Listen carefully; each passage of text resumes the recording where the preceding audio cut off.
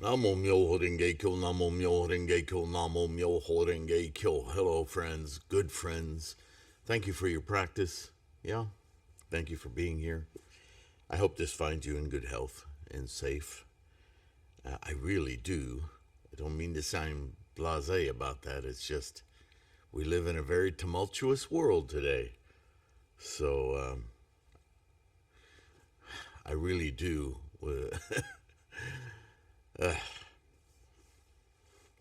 It's so hard to talk about the violence in the world today. Anyway, let's not. Prediction for 500 monks. Chapter 6 of the Lotus Sutra. I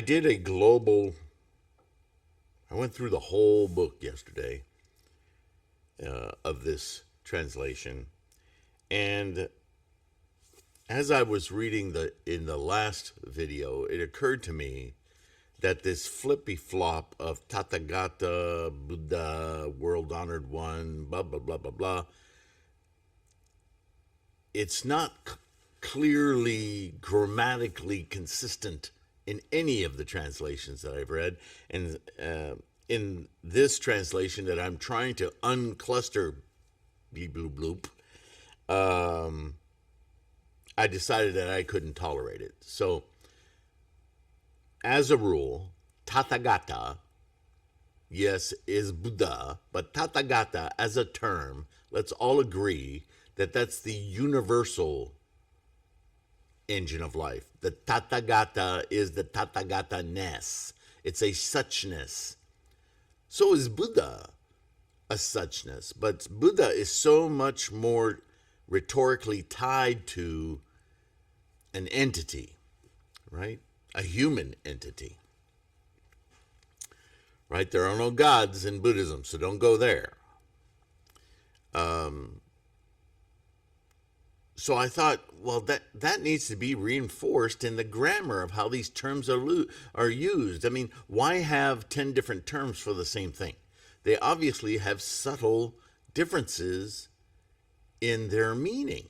And Buddhism is all about the meaning, right? So Shakyamuni is a man. Shakyamuni has attained Buddha-ness.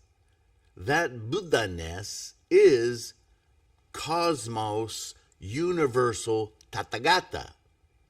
In the personage of Shakyamuni enlightenment, his Buddha-ness is of the universal Tathagata-ness. Does that make sense? The terms start to have a subtle difference here.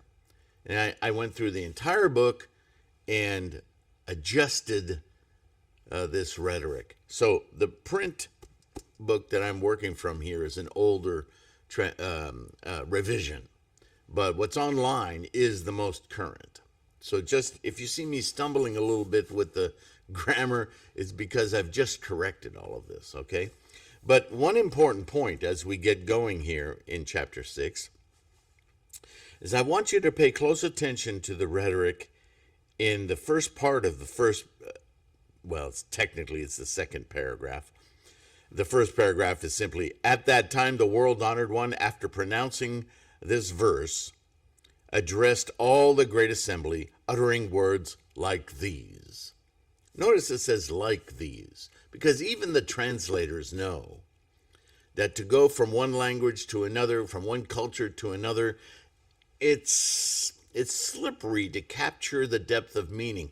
And I believe one of the beliefs that I have is that is the very reason why the language, especially English, being a very bizarre language, we won't get into that, has trouble capturing the essence of the meaning that was much more clear, although still obfuscated, by the language of Sanskrit, right? I mean, Shakyamuni taught in Prakrit, a not exactly Sanskrit language, because he was using the language of the common people. Well, India has over 125 national languages. all very distinct. So language, I mean, India is not the model to go by a standard of language. You have to rely, and even Sanskrit is affected by intonation. It's more of a singing language than it is a spoken language. Look at Chinese, same way today, yes? How you inflect certain characters changes their meaning. Look, I'm French, and I know in my own language that intonation, placement in the sentence, this is also true in English, by the way, but it's much more easily seen in Latin languages, where the placement of words themselves changes the meaning entirely. So how we get to these English translations is quite a long path. And the opportunity for people sticking their own cultural truths into their understanding can really, really throw a person off who's looking at the words and has no recourse but to take the words literally in order to find understanding. I understand that makes things difficult. But you have to understand, it's my whole life. I've been like this since I was a little kid. That to understand meaning is what I've always been obsessed with. It's part of my autistic tendencies. So my whole mission in this school is to uncluster blump, blump, blump the language in order to make the most clear communication of the language reflect the intent, the intended meaning. I just added, because somebody asked me this question again, and I've answered it many, many times in different videos, sometimes specifically for this purpose. But I realized, it's in our Gangyo that we do the correct transmission of the Buddhist teachings, yes? So right at the top of the core study materials page on threefoldlotus.com, I put a link there that says correct transmission. And I have a short blurb on why it is, because the question comes up, how is it after thousands of years that we don't yet have a clear translation? Well, I understand the question, but that's not really the right question. But then I realized, well, that's my whole raison d'être. That's why I'm here. That's what I'm doing. So it's a short one-pager that describes what I understand from language and cultures and time and what we're faced with today with our quick sound bites of manipulations and influence constantly hitting us. It's more and more important in our age to get as close to the rhetorical sense of the meaning without, and this is key, the obfuscation, the misdirection of traditions and cultural norms. You ask anyone in the world about the United States of America, and they'll tell you it's a Christian country. Well, no, it is not. But that's the apparent wisdom. This is not a Christian country, the United States. It wasn't set up. In fact, the United States Charter and the Constitution was set up specifically to get away from royalty and kings and tyranny and of religion as much as government. It's the First Amendment. But still, it continues, right? And my stepson was learning this rhetoric from the Bible, not supposed to be taught in schools. It doesn't prevent teachers from doing, well, I'm Christian, I'm going to teach the way I want. And I'm just using that as an example. It's the same thing in Muslim countries and Jewish countries, Look what's going on in Israel right now. I don't want to get political, but my goodness, how can you miss it? So it affects the way we communicate. And the way we can communicate is an influence, isn't it? And language is amorphous anyway. It's mutable. So if you're trying to learn the meaning of Shakyamuni's Buddhism to get to Tathagata-ness, you need as few words that are moving you this way or that away from the clear intent of Shakyamuni's teachings, yeah? Now listen carefully to this paragraph, so I can stop my rant. This, my disciple, Mahakashyapa, who just got through communicating with Shakyamuni in the last chapter, in the world to come, what do you suppose that means in our rhetoric, right? The next moment, right? The world to come shall do homage to 300 myriad kotis of world-honored Buddhas. Are there that many little floating guys on lotus flowers in the air? That's not Buddha. That's not a person. This honored Buddhas is you and I. It's everyone. It's every human, sentient mind, living being has innate within us, Buddha. And so by behaving as a bodhisattva, we touch that Buddha-ness in everyone. You don't have to be talking to them. It's a state of being. That's Buddha. Buddha suchness. So when you pay homage, revere, serving, honoring, and extolling them, that's your influence. Remember, I say you radiate out this life condition, but it requires that you attain it and maintain it. And widely proclaiming the infinite great law of the Buddhas. There it is.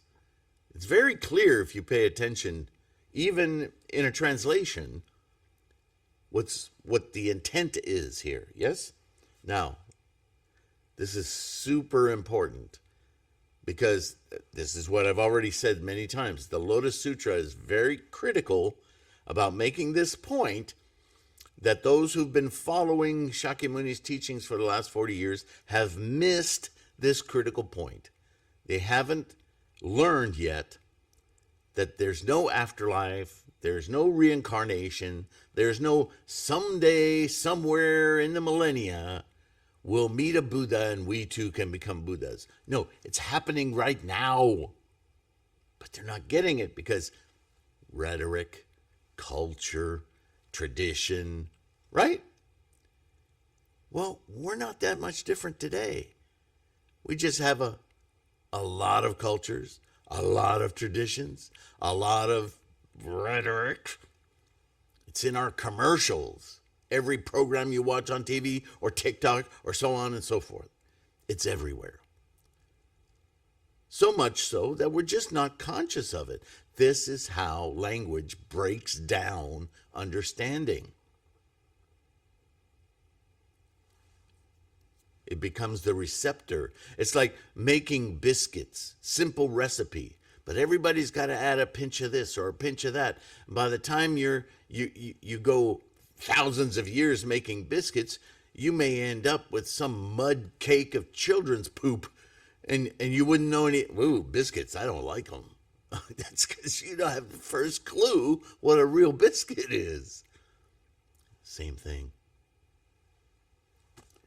Now listen to this sentence and tell me if you don't get it.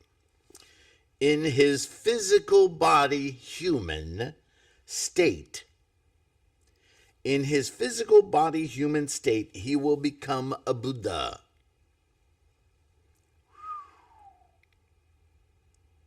How large does that loom if you really think about what this sentence is saying? Even if the translator didn't understand what he was saying, we do. In his physical body, human state, he will become a Buddha, whose name will be called Radiance Tathagata, worthy of praise, all wise, perfectly enlightened in conduct, well departed, understander of the world, peerless leader, controller, teacher of universal realms of influence and men, Buddha, world honored one, whose domain is named radiant virtue and whose kalpa is named great significance or magnificence, sorry. What is that all saying? It has to be cleared. It has to be clear. In his physical body, human state, how many words can we throw in there to get this meaning across? Right now, in the next moment, you will inculcate, you will receive, you will belong, you will be immersed in Tathagata, and we will call you this magnificent radiance Buddha. Because Buddha is you as a how does he say it? Physical body, human state with the enlightened mind. Buddha. You've ingested, you've married your physical body, human state with universal Tathagata. Therefore, we'll call you in the Saha world a Buddha. Buddha, an instantiation of Tathagata. Well, that's the whole trick. That's the whole game right there. It's just the rhetoric we're having trouble with. Because if you've read in the Buddhism reference, if you've listened to the videos on Buddhism reference, if you look at the Engine of Life, look up Engine of Life on this channel and see the videos that come up and listen to them, especially the ones labeled Buddhism reference. The Engine of Life is what science is just barely on the cusp of understanding: quantum fluctuations, quantum fields where energies, quiescent energy goes through formation, in, out, matter, antimatter, all of that, blah, blah, blah, blah, blah, all the language you want to throw at it, enters the realm of form. Plasma, atoms, particles, molecules, stuff, the realm of forms. This is what we're all formed of. Right? Stars, galaxies, planet, dirt clod, tree, animal, you, me. We're all formed from the same stuff the same way. That's Tathagata. Yeah. And when we align our brain consciousnesses, our mind, with that truth, and experience that truth, we're Buddha. A human manifestation of Tathagata. It's so clear. And here it is. We're not even through the first paragraph, and he's spelling it out. Let's continue. The lifetime of that Buddha will be 12 minor kalpas. His right law will abide in the world for 20 minor kalpas, and the semblance law will also abide for 20 minor kalpas. His domain will be beautiful, empty of dirt, potsherds, and thorns, and unclean order. Its land will be level and straight. You know, this is all the rhetoric of the Pure Land. Yeah, you don't need to go anywhere. You don't need to die to get to Amida's Pure Land. That's not right. The Pure Land is here and now. It's your land. Perceived through Buddha-ness. Through understanding of Tathagata. Who we really are is happening every moment and dying every moment. Reinstantiating every moment. That's us. That process, that momentum. That's you and I. not yesterday's whatever. That's no longer. You can't even locate it. Everything is moving at an incredible rate. The Buddhism is about keeping up. See what's happening now. Isn't this amazing? Yeah. So when he talks about kalpas, he's talking about the depth of influence.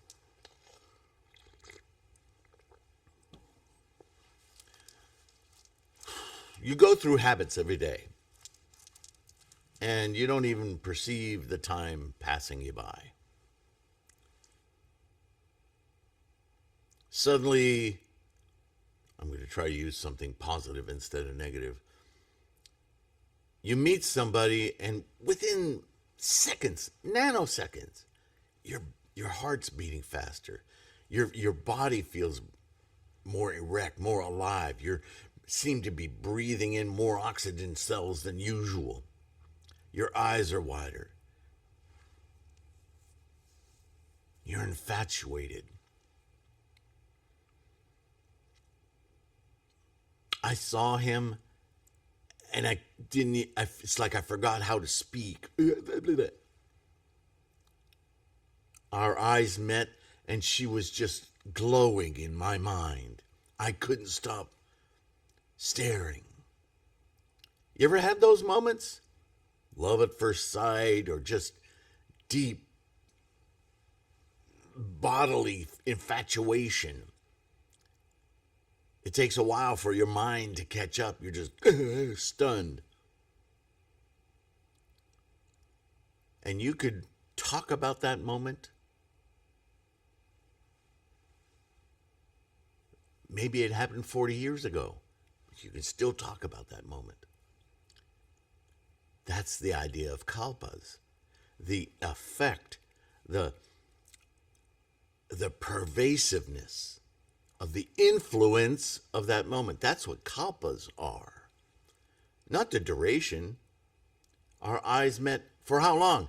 I don't know. It seemed like an eternity. Kalpa.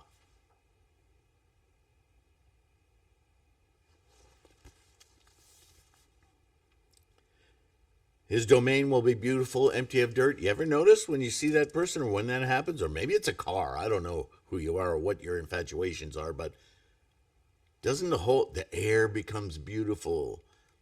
Even if it was raining, you're like, the rain was so gorgeous. That's what all that is about. In that domain, the bodhisattvas will be infinite thousand kotis with shravakas numberless. No Mara demons, no negative influences will be there. And though there are Mara and Mara's people, they all will protect the Buddha law. At that time, the world-honored one, desiring to proclaim this teaching over again, spoke thus in verse. I say to you, bhikshus and bhikshunis, that with my Buddha eyes,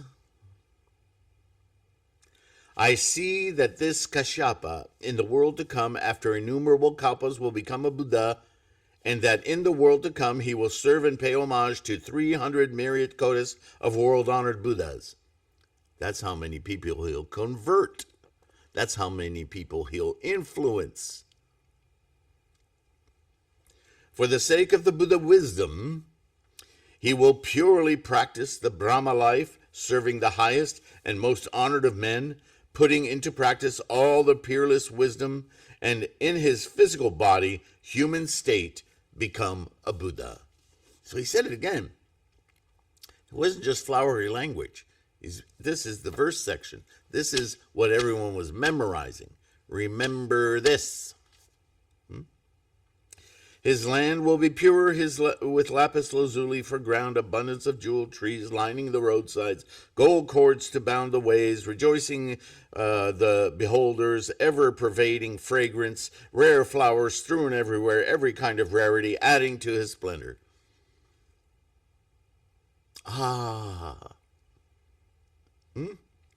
Its land will be level, free from mounds and hollows, Nothing. There is no obstacle to keep me away from this.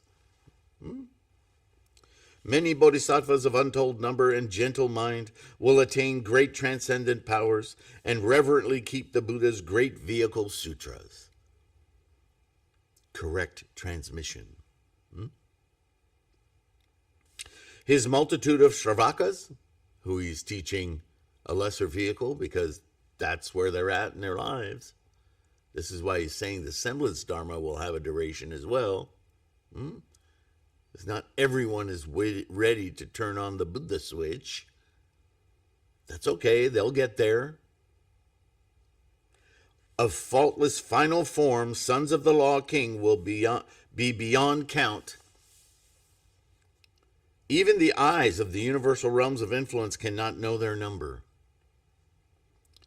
That Buddha's lifetime will be 12 minor kalpas. His right Dharma law will abide in the world for 20 minor kalpas. So whatever you think a kalpa is, that duration of influence, think 20 minor kalpas. A long time. The semblance law will abide for 20 minor kalpas. Even the lesser teachings from this bodhisattva / Buddha will remain influencing people long beyond his extinction, yeah? Such will be the history of the radiant world honored one. Thereupon Mahamadgalayana, Subhuti, Mahakachayana, and others, all trembling. Oh, this is major, right? Remember that feeling of infatuation? Oh. Folded their hands with one mind, and gazing up to the world-honored one's face, not for an instant lowering their eyes, with united voice spoke thus in verse. Great hero, world-honored one, law king of the Shakyas. Right? Shakyas, the clan that Siddhartha Gautama was from. Right? Shakyamuni, the great sage of the Shakyas. Out of compassion for us, grant us the Buddha announcement. Damn it!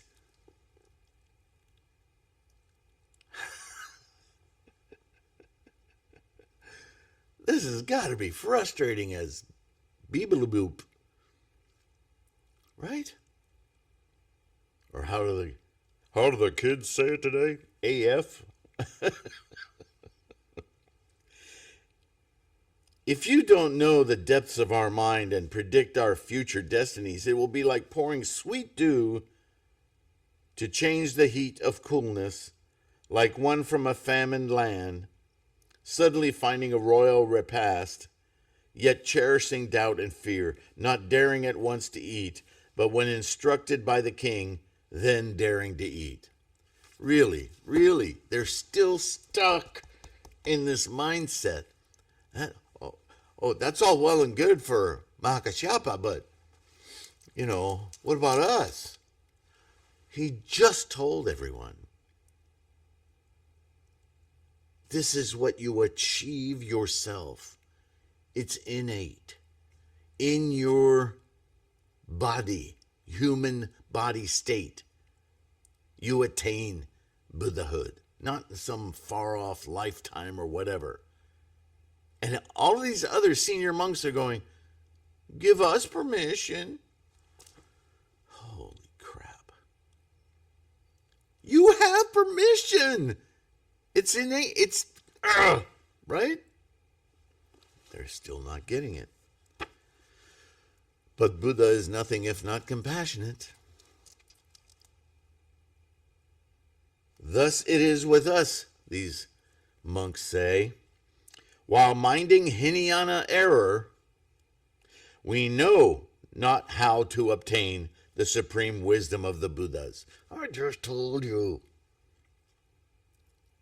We don't know how to do it. We know we're wrong.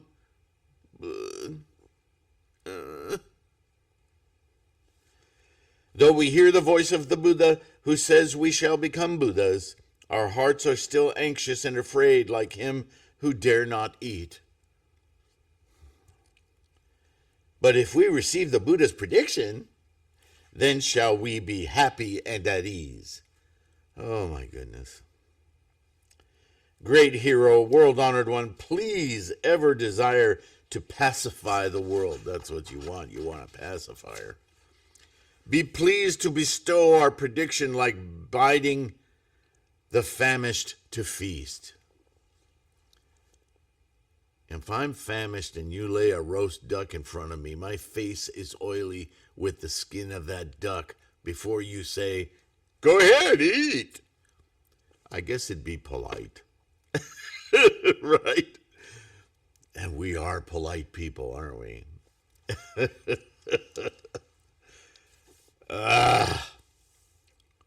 Thereupon the world-honored one, knowing the doubts in the minds of those senior disciples, addressed all the bhikshus. Now I have a little insight here. In the, quote, knowing the thoughts in the minds of those senior disciples, end quote, it is useful to understand that the monks following the three vehicles accepted that Buddhahood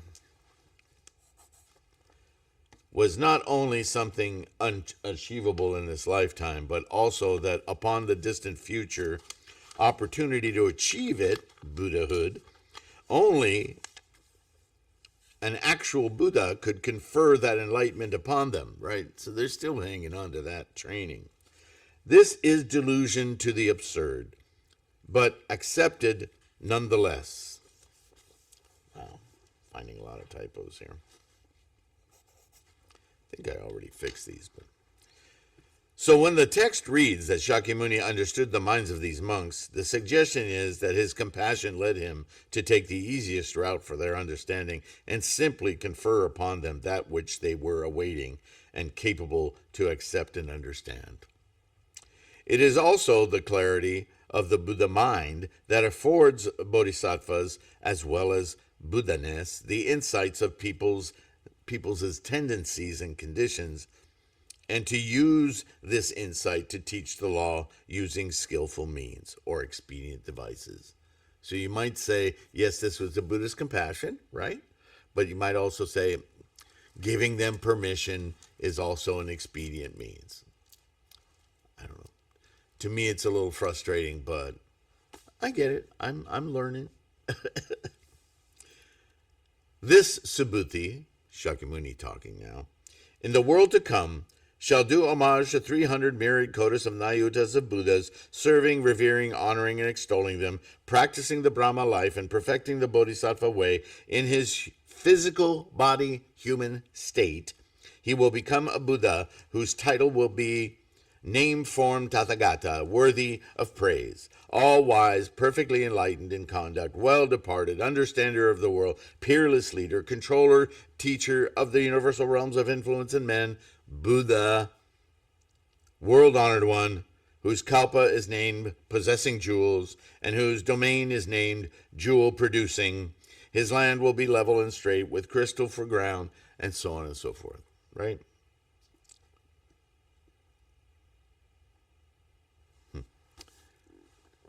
At that time, the world-honored one, desiring to proclaim this teaching over again, spoke thus in verse, all you host of Buddhas, all you senior, host of bhikshus, all of you senior monks, I have something to tell you.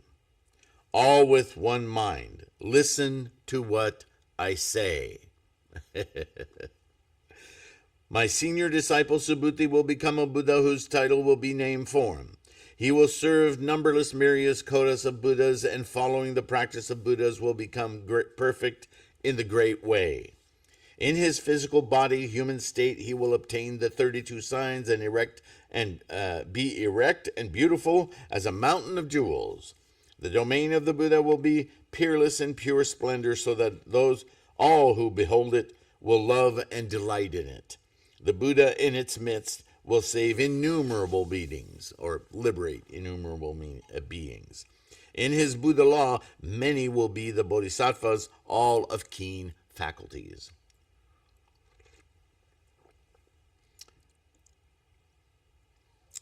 who roll the never-receding wheel. His domain is ever ornate with bodhisattvas. His Sravaka host is beyond expression and count, who all attain the three clear views, perfect the six transcendent faculties, abide in the eight emancipation, and are greatly awe-inspiring. That Buddha teaches the law, revealing himself in infinite supernatural transformations beyond conception, universal realms of influence and people, all as the sands of the great Ganges in number, all with folded hands. Hearken to that Buddha's words. That Buddha's lifetime will be 12 minor kalpas. His right Dharma law will abide in the world for 20 minor kalpas, and the semblance law will also abide for 20 minor kalpas. He's repeating the same exhortation, qualification. He's giving them what they want, their permission to achieve all that is achievable through their enlightenment. Yeah. At that time, the world-honored one again addressed all of the assembly of bhikshus, everyone, not just the seniors, saying, "Now I announce to you that this Mahakatyayana in the world to come will revere and serve 8,000 kotis of Buddhas with many kinds of offerings, revering and honoring them. After those Buddhas are extinct, he, for each of them, will erect stupas 1,000 yohanas in height, of equal length and breadth, 500 yohanas, composed of the precious 7 jewels, gold, silver, lapis, lazuli, moonstone, agate, jewel, and carnelian, and will serve those stupas with garlands of flowers, perfumes, sandal powder, burning incense, silk canopies, flags, and banners. After this, he will again similarly serve 2 myriad kotis of Buddhas, and having served these Buddhas, he will complete his bodhisattva way and become a Buddha whose title will be Jambunanda, golden light. Jambunanda is a river that's reputed to have gold in it. Tathagata, worthy of praise, all perfect, blah, blah, blah, blah, blah, Buddha, world-honored one. His land will be level and straight. You know the thing.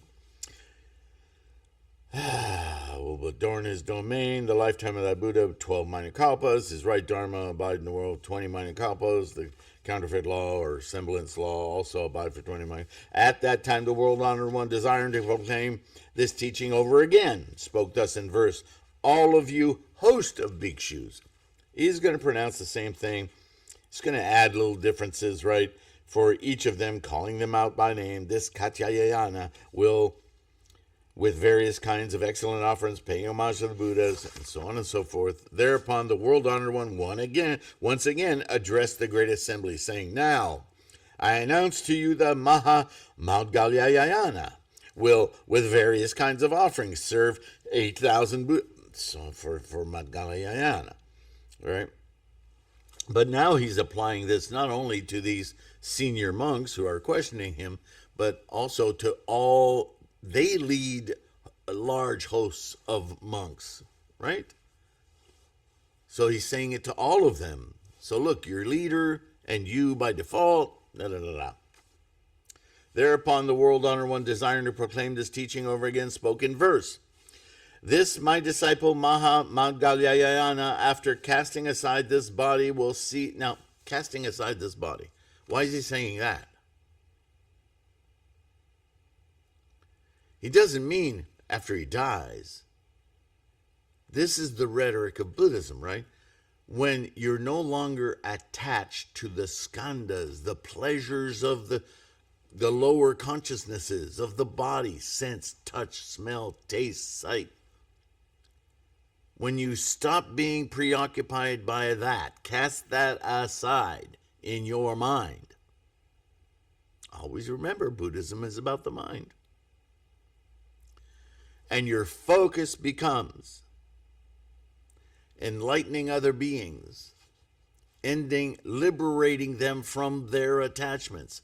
Ultimately, and what's the biggie in the Lotus Sutra that he's really nailing over and over again in some form in every chapter? That final clinging attachment to your body as a source of pleasure is keeping you from experiencing the momentum of your life. This will come along. It's still going to be there. But it shouldn't be the focus of your mind.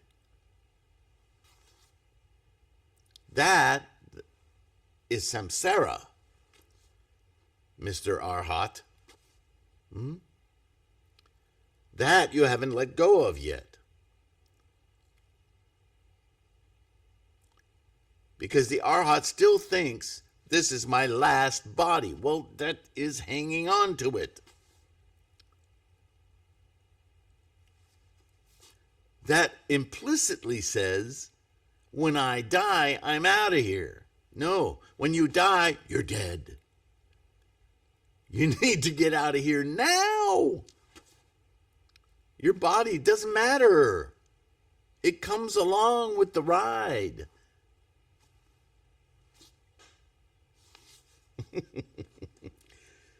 Well, casting aside his body, will see 8,200 myriad kotis of world-honored Buddhas, and for the sake of the Buddha way, will serve and revere them. How the hell is he going to serve and revere them if he has no body?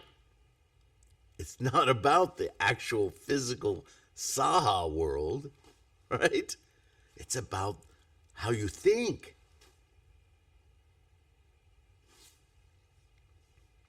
Among these Buddhas ever practicing the Brahma life for the innumerable kalpas, he will keep the Buddha law. After these Buddhas are extinct, he will erect stupas, the precious 7 jewels, displaying afar their golden spires, and with flowers, perfumes, and music, pay homage to the stupas of the Buddhas. Having gradually accomplished the Bodhisattva way in the domain glad mind, he will become a Buddha styled Tamalapatra, sandal fragrance. The lifetime of that Buddha will be 24 kalpas. Constantly to universal realms of influence and men, he will teach the Buddha way. Shravakas will be innumerable as the sands of the Ganges, having 3 clear views, the 6 transcendent faculties, and awe-inspiring powers. Bodhisattvas will be numberless, firm in their will, and zealous in the Buddha wisdom. Single-minded, you might say, who never backslide. After this Buddha is extinct, his right Dharma law will abide for 40 minor kalpas. Ooh, he's better than you. And the semblance law the same. You, my disciples of perfect powers, 500 in number, all will receive their prediction to become Buddhas in the world to come. Of my and your development in previous worlds, I will now make this declaration. Do you all listen well? So that's chapter 6. Yeah, chapter 6.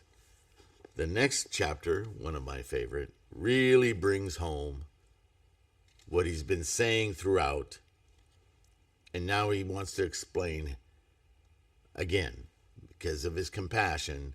So all of this assembly, the fourfold assembly, everybody,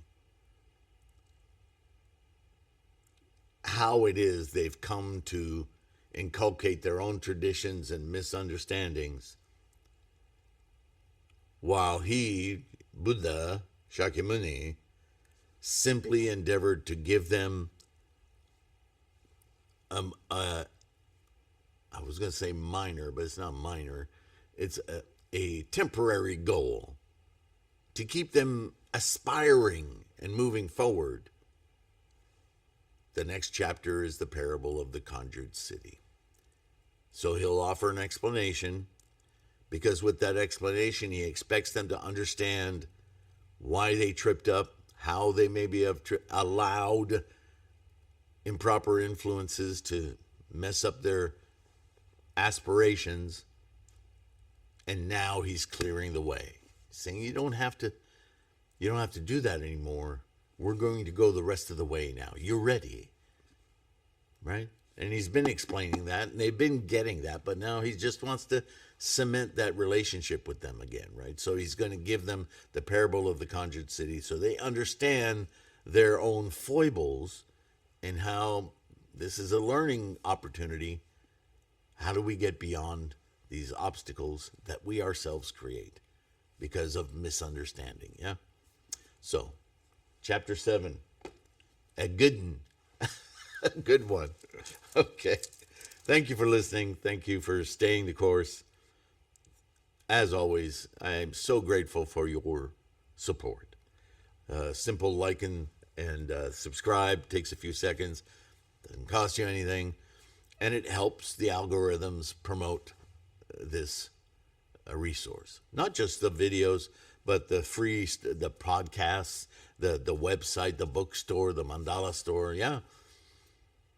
And those of you who purchase ebooks and print books, thank you. Thank you so much. Patrons, I don't know how. All I do is honor your universal worthy bodhisattva behavior. Thank you. Take care of your health. I'll see you in the next one. As I say, bye for now.